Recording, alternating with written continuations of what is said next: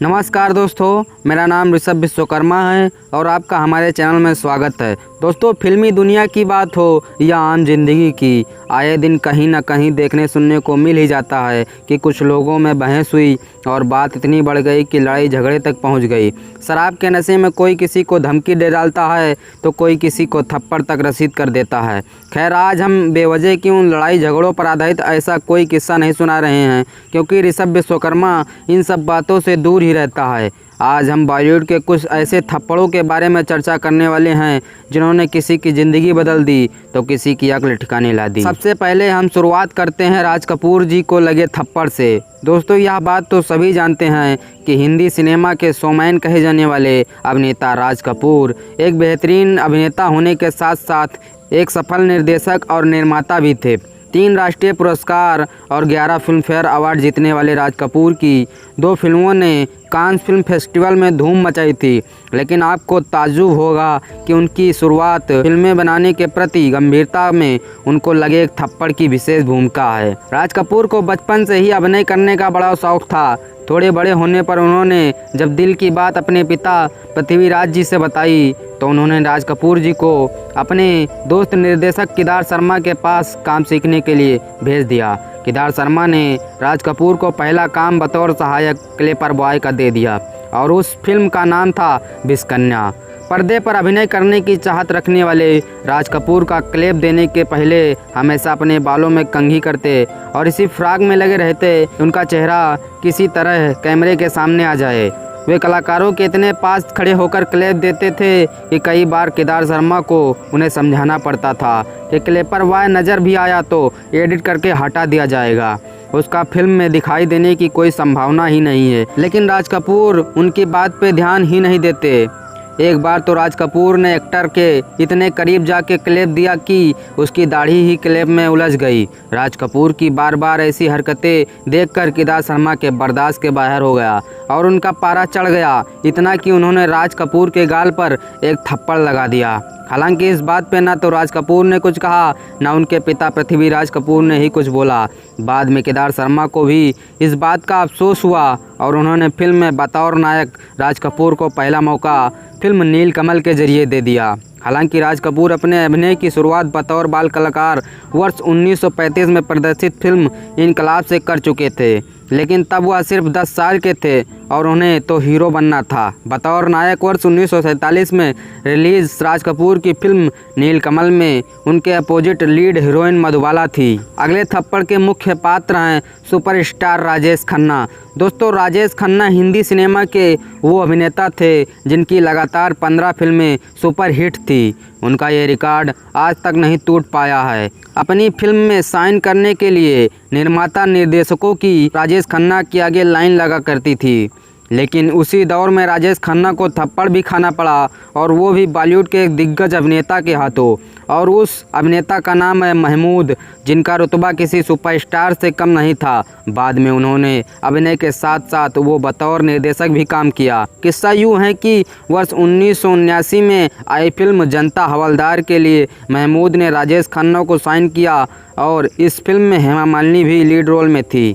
दोस्तों, इस फिल्म की शूटिंग महमूद के अपने ही फार्म हाउस पर हो रही थी। शूटिंग के दौरान ही एक दिन महमूद के बेटे की मुलाकात राजेश खन्ना से हुई और वो उन्हें नॉर्मली हेलो बोलकर निकल गए। राजेश खन्ना, जिनकी एक झलक के लिए उस वक्त दुनिया पागल थी, ऐसे में महमूद के बेटे का यूं ही औपचारिकतावश सिर्फ हेलो कहकर निकल जाना उन्हें बदतमीजी जैसा लगा।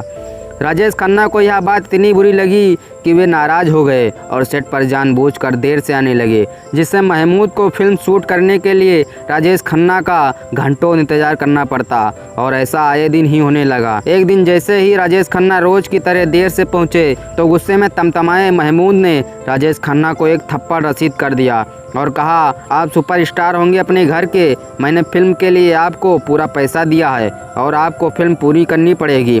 उस एक थप्पड़ ने राजेश खन्ना के स्टारडम का नशा उतार दिया और वो शूटिंग पर वक्त से आने लगे। अगला किस्सा है गोविंदा का, जो 80 के दशक के आखिर तक आते आते एक जाने माने स्टार बन चुके थे और 90 के दशक में तो कॉमेडी के और रोमांटिक फिल्मों के सफलतम नायकों में गिने जाने लगे थे। उसी दौरान बॉलीवुड की ड्रीम गर्ल यानी अभिनेत्री हेमा मालिनी जी एक फिल्म का निर्माण कर रही थी जिसका नाम था आवारगी।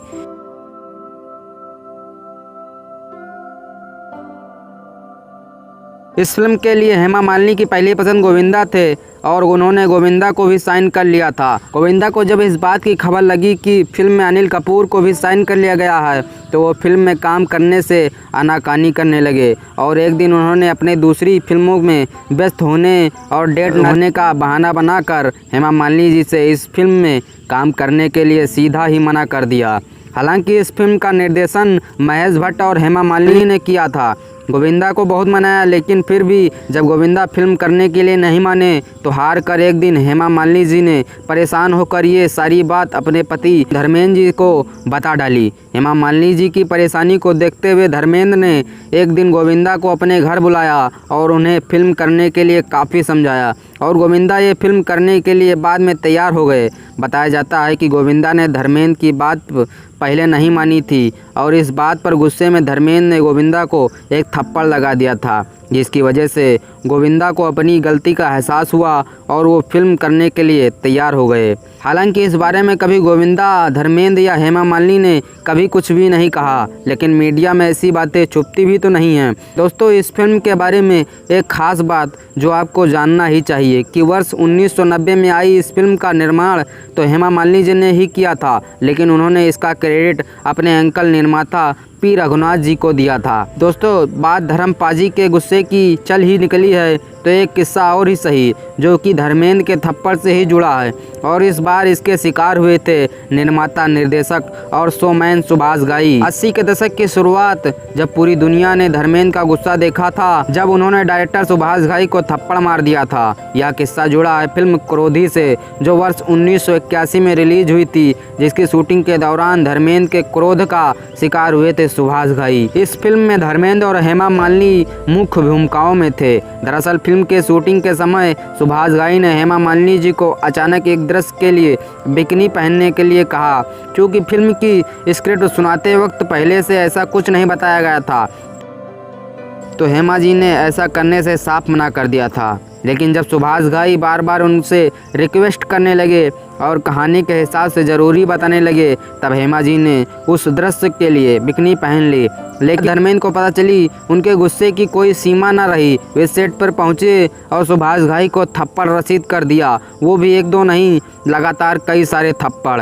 हालांकि बाद में फिल्म निर्माता रंजीत बीच में आ गए और धर्मेंद्र को समझा बुझाकर शांत किया। इस घटना के बाद सुभाष घई इतने घबरा गए कि उन्होंने शूट किए वो सारे दृश्य हटा दिए। इस फिल्म में धर्मेंद्र और हेमा मालिनी के साथ जीनत अमान और शशि कपूर भी मुख्य भूमिकाओं में थे। दोस्तों, आज की वीडियो बस यहीं पर खत्म करते हैं और मिलते हैं किसी नेक्स्ट वीडियो में किसी नई कहानी के साथ। तब तक के लिए नमस्कार।